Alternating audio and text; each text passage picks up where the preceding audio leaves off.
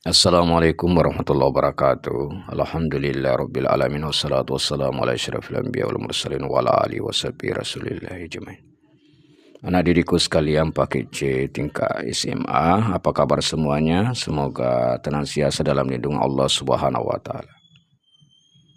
Pada pertemuan kali ini merupakan akhir di bulan November, tanggal 31 November 2024 kita bertemu kembali dalam proses pembelajaran kita ini secara daring.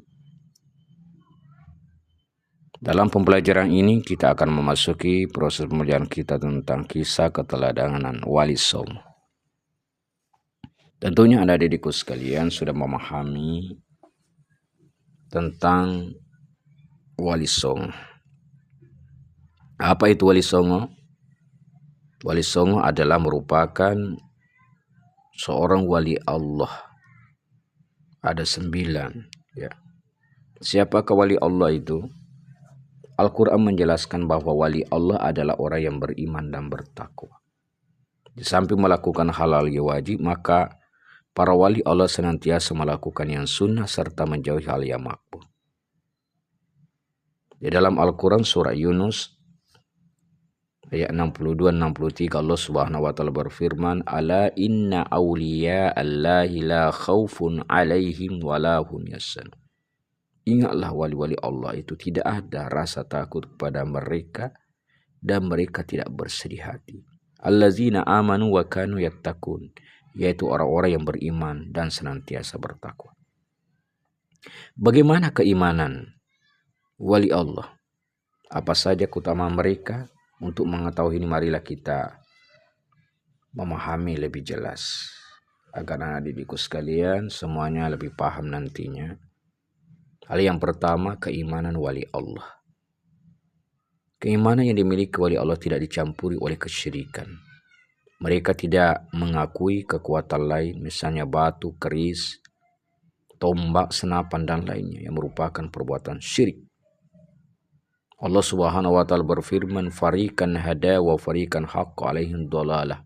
Innahum muttasus syayatin awliya min dunillahi wa yassabuna annahum muttadun." Sebagian manusia ada yang mendapat hidayah, sementara sebagian lain disesatkan karena mereka sesungguhnya telah menjadikan setan-setan sebagai wali selain Allah. Sementara mereka mengira bahwa mereka mendapatkan hidayah. Surat Al-A'raf ayat 30. Hal yang kedua adalah ketakwaan wali Allah.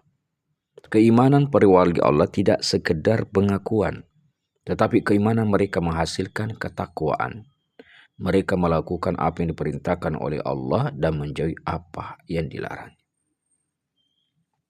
Selanjutnya, kisah keteladanan Wali Songo.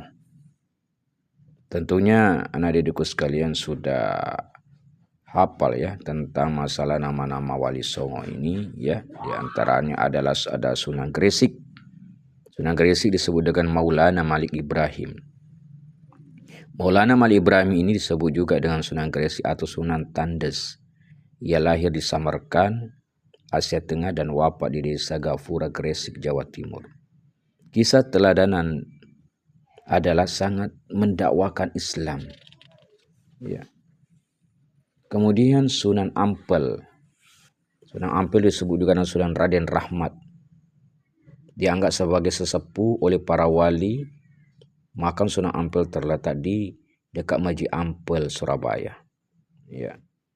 Alhamdulillah saya sudah ke sana, sudah bersiar ke tempat Sunan Ampel. Ada suatu kisah teladan yang menarik. Ketika Sunan Ampel ini berdakwah kepada Prabu Brawijaya, meskipun akhirnya tidak memeluk agama Islam, Prabu Brawijaya terkesan dengan ajaran agama Islam sebagai ajaran budi pekerti yang mulia. Ada beberapa hal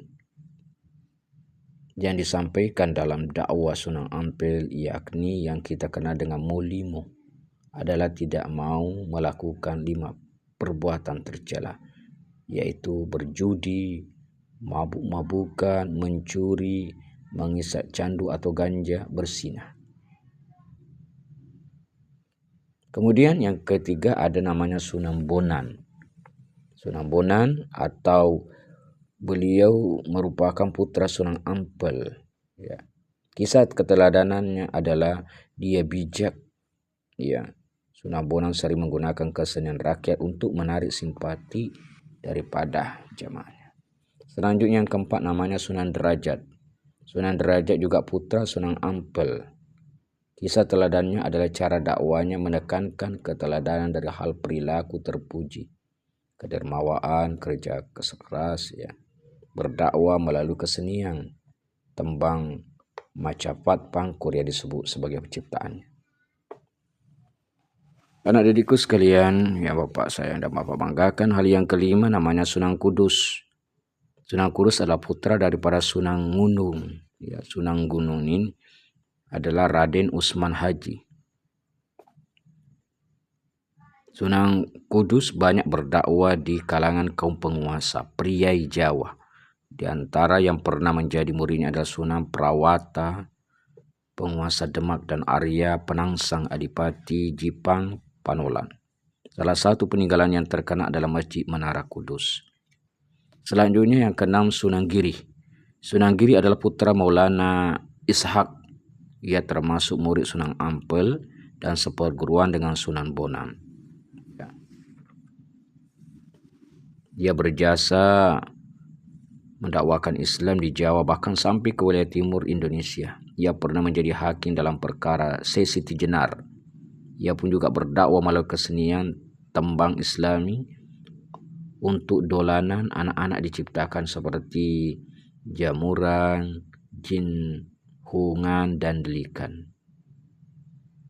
Yang ketujuh, Sunan Kalijaga. Sunan Kalijaga disebut dengan Raden Said, putra Adipati Tuban yang bernama Tumenggung Wilatitka atau Raden Sahur atau Sayyid Ahmad bin Mansur atau Syekh Subakir. Ia adalah murid Sunan Bonang. Sunan Kalijaga juga menggunakan kesenian dalam kebudayaan dalam dakwahnya, seperti wayang kulit, ya, dan tembang suluk. Kemudian yang kedelapan Sunan Muria atau dikenal dengan Raden Umar Said, putra daripada juga Sunan Kalijaga. Ia adalah adik ipar Sunan Kudus, tempat tinggalnya di Gunung Muria yang letaknya di sebelah utara kota Kudus, Jawa Tengah. Seperti ayahnya juga Sunan Kalijaga, ia berdakwah dengan cara lembut, kesenian gamelan dan wayang yang dipergunakannya. Terakhir adalah Sunan Gunung Jati. Ya, Sunan Gunung Jati, ya, wali yang ke-9 disebut dengan Syarif Hidayatullah. Sunan Gunung Jati atau Syarif Hidayatullah adalah putra dari Syarif Abdullah Utmadatuddin. Ia berjasa mengembangkan Cirebon sebagai dakwah ke pusatan Cirebon ini. Inilah hal-hal terpenting yang anak didikku sekalian harus pahami tingkat SMA tentang masalah Sunan atau wali. Ini kenal dengan Wali Songo. Mungkin demikianlah proses pembelajaran kita pada hari ini. Tetap semangat. Mungkin akhir proses pelajaran kita ini, kedepannya kita sudah memasuki ujian semester ganjil, ya. Tetap semangat. Sebelum Bapak mengakhiri proses pembelajaran ini, Bapak memberikan pertanyaan, dicatat. Nanti setelah selesai, kemudian dikirim ke WA Umi langsung, ya, di Yayasan Rahmatul Ihsan. Soal yang pertama adalah siapakah wali Allah itu? Yang kedua, keteladan apakah yang diajarkan oleh Sunan Ampel? Yang ketiga, keteladan apakah yang diajarkan oleh Sunan Derajat? Yang keempat, keteladan apakah yang diajarkan oleh Sunan Bonang? Yang kelima, tulislah dalil suatu ayat yang menerangkan tentang masalah wali Allah. Mungkin demikian dapat mengutarakan, lebih dan kurangnya mohon dimaafkan. Tetap semangat belajar dan belajar dan belajar. Bapak akhiri. Wabillahi taufiq wal hidayah wa ridha wal inayah. Wassalamualaikum warahmatullahi wabarakatuh.